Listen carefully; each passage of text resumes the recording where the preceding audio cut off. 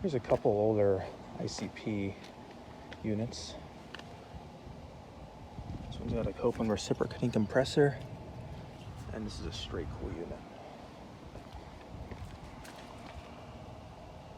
This is just like the one my neighborhood clubhouse used to have, and there's another one right here.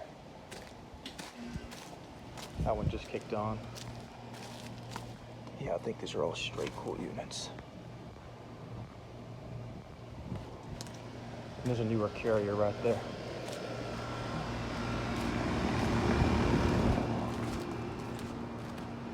Which I assume replaced an older ICP, and it's a heat pump. And there's more units that's fenced behind there. There's probably a Grand Air, I would assume, that down there, and there's actually another one behind it that's smaller, and a couple more older ICPs.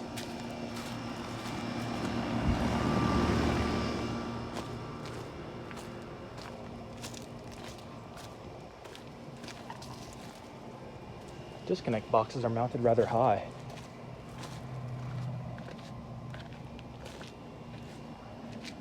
But yeah, I guess that's gonna be it. Out.